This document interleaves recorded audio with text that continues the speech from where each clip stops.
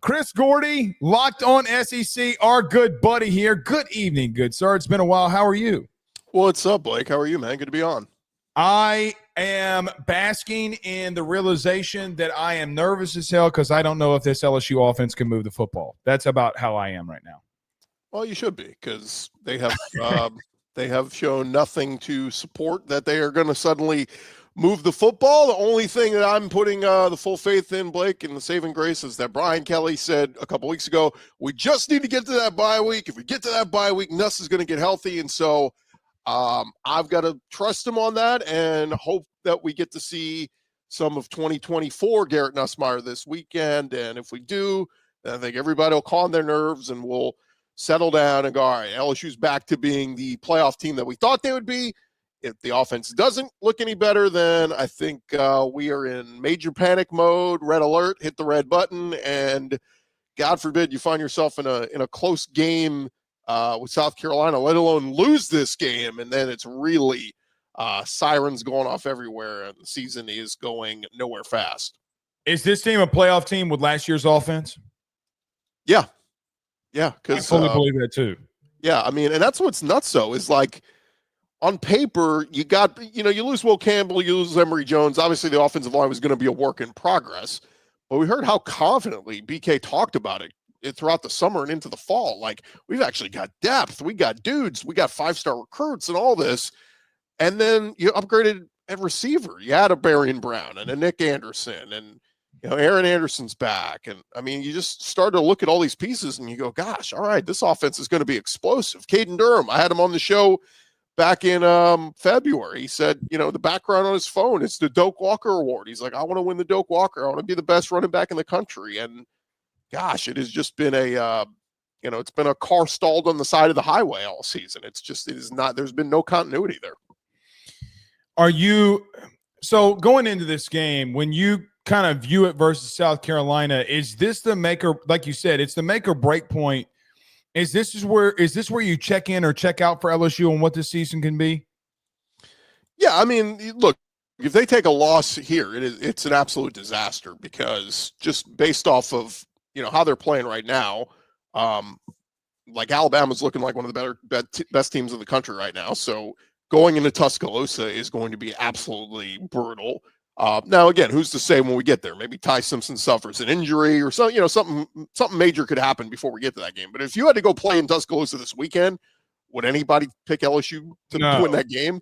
Again, no. I like LSU's defense and all, but the game and Vandy is going to be tough. We're going to see how Vandy responds. Now, I had somebody tell me this past week they think that loss to Alabama is going to start the spiral for Vandy, where they start to lose a couple of games and 7-5 type season. Hey, great year for Vanderbilt, but gone to the talk of 10-2 in the playoff and all that. So we'll see how they respond.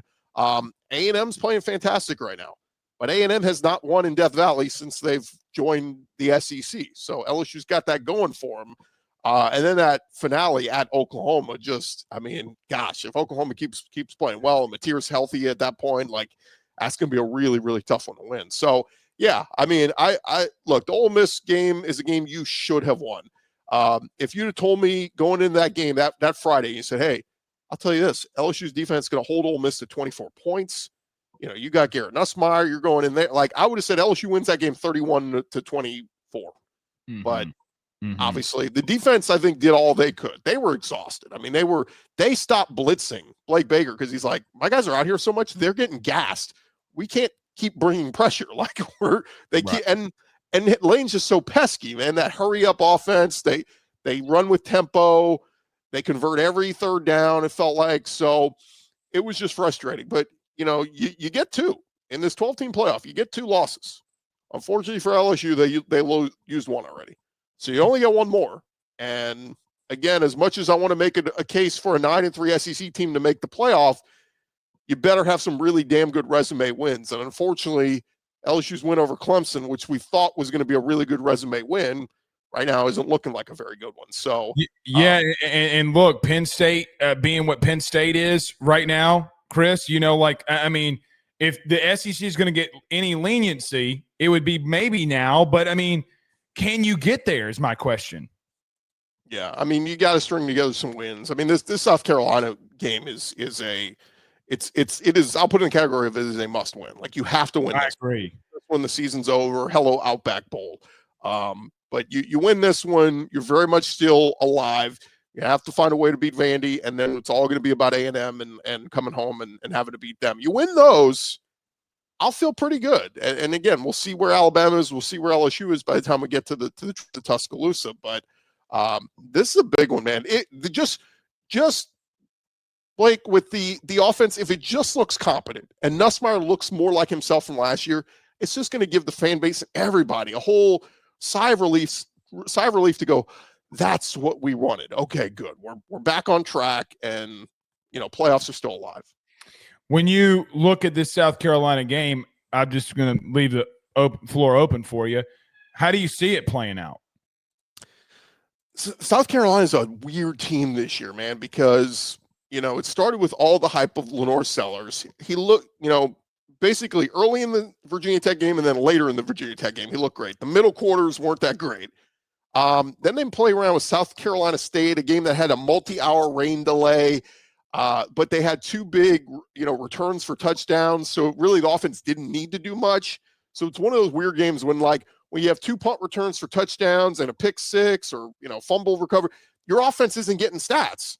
So yes, it's a 38-10 win, but you come out of the game going, God, the offense didn't look great. Well, they weren't on the field. They didn't have to be on the field. So, and then the Vanderbilt game happens. I don't want to rewrite history here. I want to refresh everybody's minds.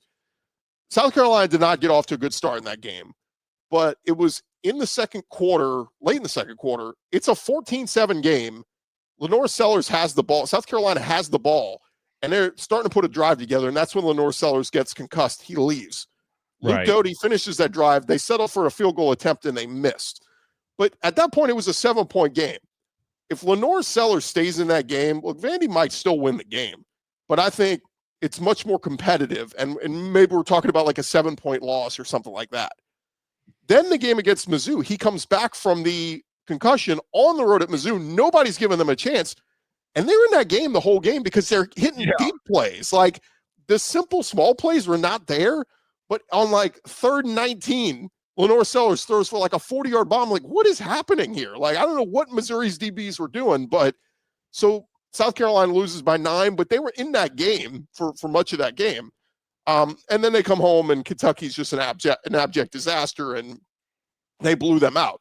So I put all that together to say it's a weird South Carolina team. Like, defensively, they're nowhere near as good as the team was last year. Mm-hmm. Dylan Stewart is a freak, but there's no Kyle Kennard on the other side to bring pressure. The DB's just kind of okay. It doesn't look like as good as the secondary as they had last year.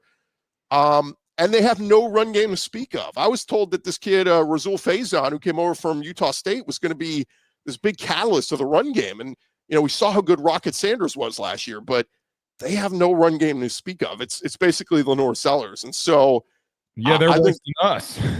So I think that plays into Blake Baker's favor. I mean, he's going to I wouldn't be shocked if he maybe learned his lesson from Trinidad Chambliss and says, hey, Perk, wherever he goes, you go. I mean, just shadow him.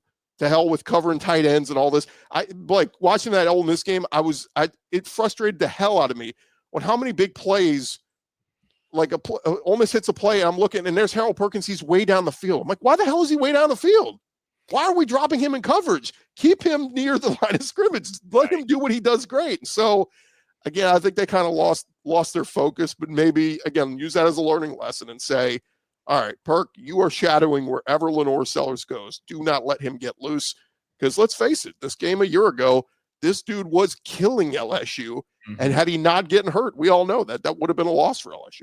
Well, and two, because he's their run game, right? Like Chris, this is what I said before you came on. I'm doing everything, and I know LaNorris Sellers dotted up Missouri from the pocket. I mean, his first actual run outside of scrambles came in the third quarter, and I'm thinking to myself, well, he's doming them up from the pocket. Keep him there. I could live. I don't want a loss. Clearly, I can live with a loss, but just let him do it from the pocket. Don't let him run all over us, right? And that's a part where I'm just like, listen. you got to go after him and see what happens here. Yeah, and Mizzou did a really good job of containing him and taking Right. those runs away. I think his longest run of the night was 7 yards, and then all the rest were negative because he kept getting sacked. So I would double my mortgage for that to happen on Saturday, Chris. Yeah, if I'm Blake Baker, I'm using that as look. If you have to make LaNorris Sellers beat you with his arm. Your DBs and your secondary, you spent so much in NIL money on this secondary. You've got to trust all those guys in one-on-one coverage, and trust that you're going to blitz and pressure this guy and force him into bad decisions. And look, it's a home game for LSU. Death Valley should be rocking. So yeah, I would put faith in that. The problem though is, do we have faith that LSU's offense is going to do something when they get the ball back? And that's where this thing could be a 20-17 nail biter, because the offense, are they getting pay dirt? Are they ending drives with 6 points? Let me ask you this. This has been a contention for 2 weeks, and you're an LSU guy, so you know this too. They have a couple of drives 3 and out. They can't move the ball. Are you having the conversation with Michael Van Buren? Do you put him in? I mean, Chris, I'm not trying to bench Garrett. That's not what I'm trying to do. But at the same time, you got to find something. I guess I just ask you, like, do you have that conversation? Do you think they've had that conversation? And when's the ultimate time do you make that move if you have to? That move was to be made 2 weeks ago when you played Southeastern. I agree. When it looked like Nussmeier was not himself. And you know what? Talking to some people, I think that hard-headedness got the best of everyone. I think Nussmeier and his camp was saying, do not bench me. I'm trying to win the Heisman.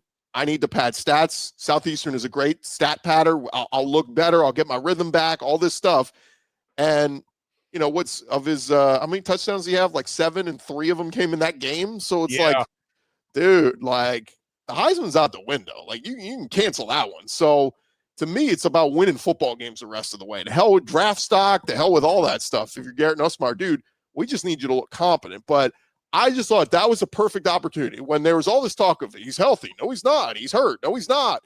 I thought perfect opportunity. Let him, because again, he said, we just got to get to the bye week. We just got to get to the bye week. And I'm going, you're playing Southeastern. No offense to the Lions, but this is a bye week. Start Van Buren.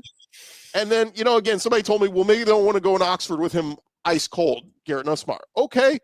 Well, you lost anyway. Would that have looked any worse than how bad he looked that day? I mean, there was no continuity. There was no carryover from the Southeastern win to the Ole Miss game. So I just look at it as, if you were going to do it, it should have been that week.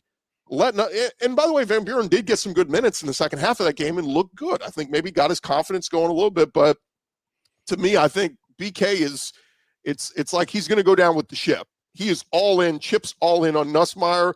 Look, no offense, but like all the NIL money is in on Nussmeier as well. Those people they're not paying for him to sit. So I think BK, even if they struggle, is not going to pull Nuss. And there's excuses will be made and all that. And I think he's willing to die on that hill that Garrett Nussmeier is our starter. He came back to be our guy, and he's our guy. But we'd be lying to ourselves if we didn't say he does not look like himself. I had some people say maybe there might be some mental issues there and all this. I just will get him the help he needs then. Like, whatever he needs, what more do you need, dude? Like, we'll give it to you. You're already spending $1 million+. You got everything in the world. I mean, we'll get you a therapist, whatever you need. But like, to me, there's no explanation for why he is so off other than a lingering injury. And now he had a full week of not throwing the football. Let's hope and pray that that's the magic elixir. Can it be? I mean, like, okay. Why do you think it can be? I mean, because like timing's off and then he's out. So then how do you get timing? Well, I think just confidence in himself and the throws. Fair. And again, maybe the injuries, or whatever he had, torso, whatever the hell it was, that he feels himself. And he comes out and goes, oh, I feel 100% now. Let's go. Again, we're talking, 50-year starting quarterback who's been around a while. Like, Nuss knows what he's got to do. And so that guy's in there somewhere. We just got to find it. And again, you got weapons, you got wide receivers that are so damn talented, man. Just They just got to iron out the kinks. I mean, there were plays to be had, Blake, in Oxford. As bad as LSU played, they could have won that damn game, and it's frustrating. It's frustrating as hell, but, that's your mulligan. You get your mulligan.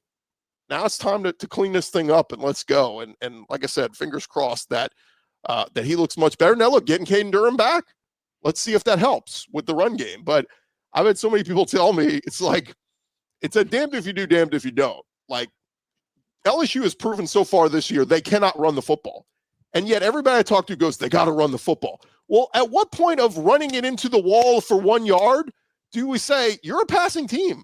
And I know they haven't done that well, but that might be your identity. Last year's identity was mostly throwing the football. So, look, nothing would warm my heart more than them to come out and Caden Durham averaging 6-7 yards a carry. Boom, boom, boom. Harlem Berry busting 12, 14-yard runs. Great. That would solve all your issues. But at the end of the day, Nussmeier's still got to make some throws. And, the offense, I think that's the root of what this offense is. If that happens in the run game, it won't. But if it does and Carius Kern's in there, I swear to God, I'm putting a Kern for Heisman ballot out there. I swear to God, I am. I thought he played well. I mean, for all the issues the O-line had, he was a plus. I put some of this on Brad Davis. I mean, look, he's a great recruiter. We're hearing it right now. The Acho kid that, Brad, he loves Brad Davis. Great. But what does it matter, Blake, if you're getting 5-star talent and you can't develop them and they're not improving and getting better? That's where I'll take a tactician O-line coach over a great recruiter because this is an IL era. Recruiting doesn't matter really anymore. You have money? Money is what gets recruits now. So, right. God bless Brad Davis. But, dude, if you're not developing these guys, Emory Jones was supposed to be a first-round pick. He got worse last year and fell in the draft. Will Campbell did just fine. He had some bad moments last year, but talent supersedes all. He still went in the first round. Mm-hmm. But, I'm looking very heavily at the Weston Davises and the Carius Kerns and those guys. I'm like, they better be developing and getting better because a 5-star next to the name doesn't mean jack if you're going to go out there and be a turnstile. And look, Tyree Adams, for what it's worth, was a top 50 guy. So, yeah, he didn't get a 5th star, but he's right there.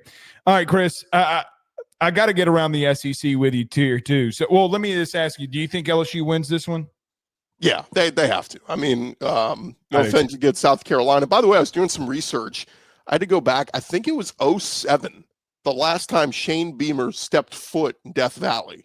Because since he's been head coach of South Carolina, they've not played in Baton Rouge. He was the outside linebackers coach for South Carolina in 2007. And that was when I think that was the trick play with the fake kick over the shoulder, ball bounces on the ground. The kicker scores the touchdown. So, but yeah, so anyway, I just thought that was kind of funny because Shane Beamer made headlines this week with a bunch of drunk Cajuns or whatever he said. But people took offense to that. I thought it was funny. Because it's true. It's a badge of honor. Yes, it is. Take that as a compliment. But and he knows. If anyone knows, he knows. Yeah. So anyway, I just think this is a game where Death Valley needs to live up to the reputation. I was at the Florida game and it was loud as hell and everybody brought it. And you can't convince me that didn't have an effect and helped Lagway throw the 5 interceptions. You know what I mean? It all helps with the home atmosphere and everything else. So as long as Tiger Stadium comes and brings it, I think LSU wins this game. I do too. And I feel like every week from here on out in the Brian Kelly era is every week it just keeps getting to that point. And you talked about Vandy and A&M and they've been okay too. Let me go around the SEC with you. Who's the best team in the SEC right now? That's one that's up for debate. I had somebody ask me who's the best quarterback, and I'm like, gosh, you can make a case for several guys. You can make a case for several teams. Who's playing the best football right now? It's Alabama. And as much as it pains me to say that, they're playing damn good. Kalen DeBoer's done a great job these last couple weeks. Everybody buried them and kicked them when they were down when they lost to Florida State week 1, and they've responded and played some fantastic football the last couple weeks. Ty Simpson's playing lights out. I said that even after the week 1 struggles. I said, look, he's going to look a lot better when they get home. And, they go on the road to Georgia. He was a cool, calm customer and played well there. I still look at Georgia and say there's talent everywhere. Like I'll never bet against Kirby Smart. I think he'll, if anybody can get this team in a groove and start rolling, it can be Georgia. Tennessee is a dangerous one to watch too. Like Joey Aguilar's been right there with Ty Simpson in almost every statistical category. If he keeps playing with a lot of confidence and Tennessee's defense comes along, I think the Vols have a chance to still go 10-2 and be in the playoff discussion. And then there's the freaking Aggies that their defense was lights out these last 2 games at College Station, held Auburn to 10 points, held Mississippi State to 9. And the offense hasn't been as good as they were earlier in the year. Obviously, they scored 41 at Notre Dame and won that game. But Mike Elko's got them playing hard, and A&M looks pretty damn good. Those weapons they got at wide receiver, KC Concepcion, and who's the other kid? The kid from Mississippi State, Mario Craver. They both look incredible. And the run game gets going too. Lavian Moss, Reuben Owens, they look great. So, yeah, I mean, if I had to pick one right now, I'd say Alabama, but you can make a case for Texas A&M certainly. Do you think Mizzou in that conversation? I know they got Bama this week, but do you think that they're a part of that? Are they one of these kind of fringe playoff teams? What do you make of them right now? Yeah, my response to that was I don't know how good you are because you haven't played anybody good. I mean, that's the reality with Missouri. We're going to find out. Huge measuring stick game with them against Alabama this weekend. If they beat Alabama, yes, we will absolutely have to take them a little bit more seriously and say Mizzou is definitely one of the best teams in the SEC. Oklahoma's in that category as well. I shouldn't discount them. And they should beat Texas this weekend. But yeah, Missouri this weekend's going to tell us a lot about him. Ahmad Hardy's been awesome. I knew he was going to be one of the best running backs in the SEC. He has not had less than 100 yards a game so far, so he's been great. Bo Prabula hasn't been tested a ton. I mean, I know they fell behind in that Kansas game early and had to come back, but is Kansas one of the top 50 teams in the country? Probably not. So, but again, that's where it's just so hard to get a gauge. They haven't played an away game yet, Blake. They haven't left Como. They're going to play Alabama this week. It's going to be mid-October, and they still haven't left their home stadium. So I can't judge you if you haven't played a road game yet. Well, it's funny. I was talking last week about Miami, and I'm like, this is their first game on the road. They still don't leave Florida. Oh, and by the way, they have one game in 21 days. They have a bye, a game, and a bye. One game in 21 days. That is insane. But I guess Eli he does what the commissioner asks him, so I guess he just keeps getting favorability. Ole Miss, we talked about them about a while ago because of the LSU stuff. Ole Miss is another team in there that's in that fringe. They're still undefeated. They got a couple of big games coming up here. Is Trinidad Chambliss the Cinderella story of college football? It's been a fun story so far, but again, I want to see him against some tougher defenses. He played very well, or he played well enough against LSU to, like, if he plays like that the rest of the season and he's their guy, great. Ole Miss is going to win a lot of games. Ole Miss has 2 tough games remaining. It's on the road at Georgia and on the road at Oklahoma. And even if they lose those 2, 10-2 is very likely, and they're going to make the playoffs. So, it's just how the schedule fell out for them. That's why that game against LSU was so important on both sides. On LSU, if they had won that game, you're playing with house money. You get 2 losses the rest of the way. Ole Miss wins that game, and now, they can lose their 2 toughest games of the season and still be a playoff team. So the interesting part, though, to watch here, Blake, is Trinidad Chambliss's name is getting thrown around, Heisman conversation, all this. Austin Simmons is real close to getting 100% healthy. What the hell do you do? Lane Kiffin's trying to poo-poo it as, who wouldn't want to have this problem? We got 2 great quarterbacks. Yeah, that's great. But what happens when Austin Simmons going, Coach, I'm healthy now? What do you mean I got Wally pipped? I didn't do anything wrong before I got hurt. Like, this is my job. I was at the Manning Passing Academy. I represented our school at SEC Media Days. I'm a captain on this team. Like, what do you mean that I'm not the guy anymore? So, yeah, I mean, there could be a stretch here, Blake. There could be a game where Trinidad doesn't play well. Then what do? Do you bench him and go back to Austin Simmons? So this thing could backfire on Ole Miss if they're not careful. But yes, as of right now, in the moment, Trinidad Chambliss, great story. It's an awesome story, but this thing could backfire on Ole Miss very quickly. Completely agree. Last thing for you before I get you out of here. What's the biggest surprise you've seen in the SEC so far? Is it outside of him? Is there something like it's Oklahoma's undefeated record, or is it Texas being bad? What's the thing that surprised you the most so far halfway through? I think it's probably Texas. Yeah, because everybody just kind of penciled them in. Back-to-back playoff semifinal appearances.